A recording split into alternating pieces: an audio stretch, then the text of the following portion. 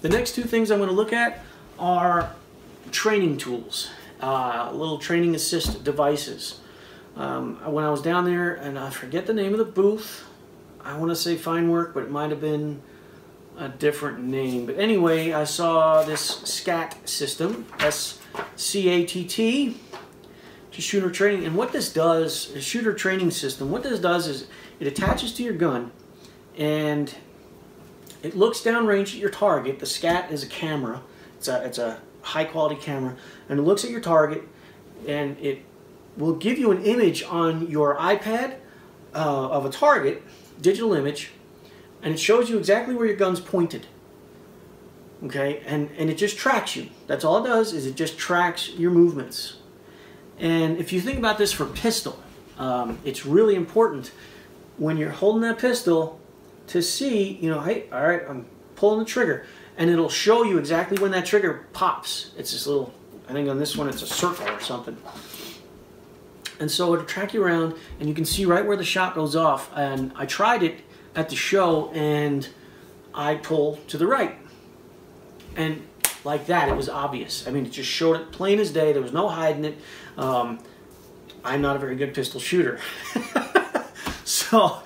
But I thought that was really cool to have a device like this on your pistol and practice with it. You can really see where your weak spots are and where you can improve very quickly. There was two versions of this. The SCAT one is the one that the Olympics uses, and then there was this other one called the Mantis X. And there was a big price difference in these. This was about 150 bucks. This was like $750 for the low end. $1,800 for the high end. So big bucks, but 150. And I don't see, this one's just a little block. It doesn't have a camera on it. It's sensing your movement. And so I want to try it on a rifle and see how it works. Hopefully, you know, these guys will send me one and I can try it out and bring that to you guys. I'm really looking forward to that. Rebeck. Rebeck is a scope manufacturer, and I bring this one up because it was pretty impressive what I saw. Here's an exploded view of this thing, and you can see all the stuff that's going on. Heads-up display, onboard ballistics computer, environmental sensors, turret position encoder, whatever that is. But these guys are kind of, this is geared towards guys who are shooting firearms long range. We're talking a mile range. That's what this scope was designed for. I bring it up to you guys because in a way I think this is where the future's headed for scopes. It's really taken the thinking out of it. So whether you agree with that or disagree with that is obviously up to you, but I see this happening more and more. I saw the range finding one, which I think this does as well. You put your ballistics into the scope, which kind of reminds me of the MTC rangefinder that I talked about earlier. It's going to show you where your bullet goes, or it's going to tell you to click into center. You know, we're headed down that path of using technology with our optics to place our shot exactly where it needs to go. As an air gunner, does this apply? Maybe not so much, but it was very impressive, and I wanted to bring it up to you guys. I saw Swabbits there. This is a cleaning system, a pull-through cleaning system. I've got a sample I'm going to try out.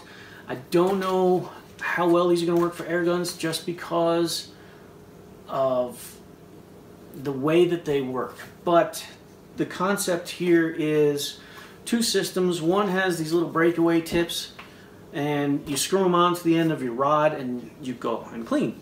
And then you can wash them and reuse them. That was one of the things that turned me off to this when I first saw it shopping around on the internet. I was like, oh, I have to buy this thing and then I throw it out and I'm kind of connected to this system. Well, no, these are washable, and that's the whole concept, is you wash them, you reuse them, you wear them out, then you throw them out once they're worn out. But the other system is a pull-through system like this, kind of like the weed whacker line with a patch on the end, kind of the same concept.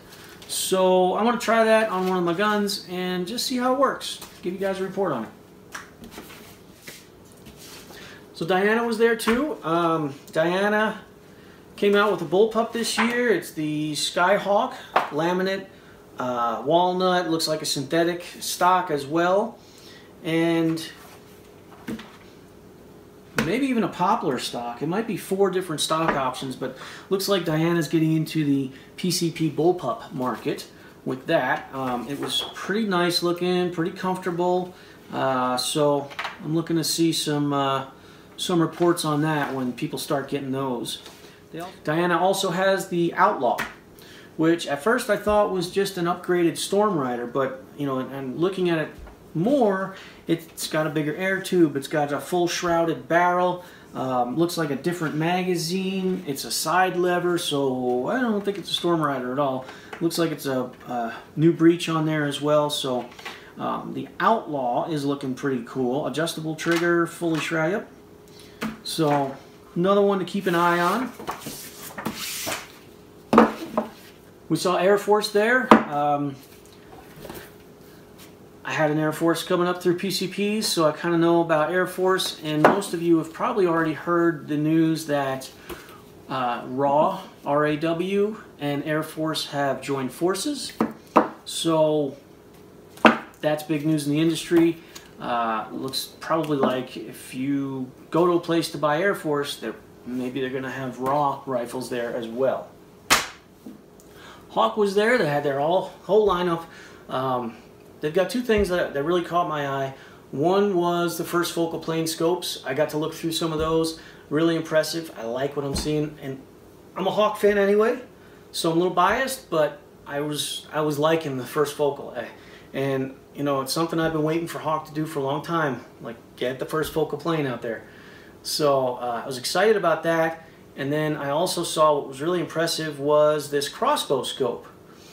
And if you notice the zoom ring, like on this TMX, the zoom ring, okay, so it goes from, this one's 5 to 30.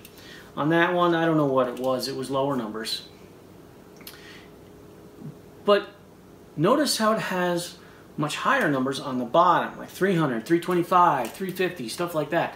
And those are all here, and this is made specifically for crossbows. So what you'll get is a reticle that has different distances, different yardages or meters already pre-ranged on the reticle.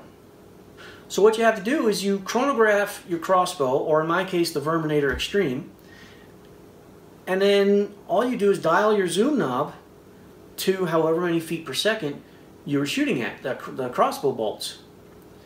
So it's kind of like the rotisserie thing on TV, just set it and forget it. After that, it's a matter of just using that reticle, because it's ranged out per every 10 yards or meters, I'm not sure which, but it's all ranged out and you're kind of done. So I really thought that was cool. It's a different way of taking some of the thinking out of it. This was a fun little booth for me at the SHOT Show. I ran into Michael Went of Airgun Nation and Anthony Panchetta of Panchetta Knives, Airguns, and Pens.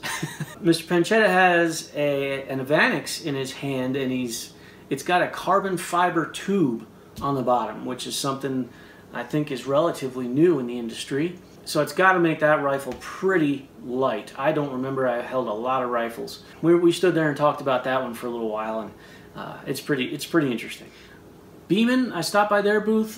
They have a neat little PCP that's based off of the QB series. So if you're a QB fan and you want to stop with the CO2s, maybe, I don't know, maybe take a look at it. The 1322 Chief PCP. Yeah, handled pretty nice. Just a nice looking little PCP right there. So this freaking thing was cool. What this is a clay launcher, but those clays are huge, and they're not clays, they're actually foam targets. And this is made for bow and arrow, or what would be in my case, the Verminator Extreme. And I just thought, wow, how much fun would that be, and how dangerous would that be as well, having arrows flying all over the place. But it'd be a really fun thing to try out, as long as you can go and retrieve your arrows. Looked like it'd be pretty cool. Guys, one of the best things about SHOT Show is the people. The people that you normally only see them through your computer screen. And they are a face, and you know, you might get an idea about their personality from watching their videos or reading stuff that they write, but to be right in front of them and have a conversation and talk to them is really, it puts a whole new perspective on things. And you know, I got to give it to these guys. They really care about the industry, and they really care about airgunning, and they're enthusiasts, and I mean, they're just awesome people. And you know, guys like Stephen Archer of Hard Air Magazine, I met him, I was able to talk to him for a little while. Outstanding gentleman. Jim Chapman blew my mind. I was able to talk to him for a little while, and what an exciting, adventurous life he has led. Wow. Michael Wendt of Airgun Nation. Always great to talk to him and shake his hand and see what he's been up to. And Steve Shalley of AEAC. What a genuine and upstanding person he is. Really an awesome, great character, and great to talk to. I talked to him about some troubles I was having with my videos, and he gave me some pointers on that, and thank you, Stephen.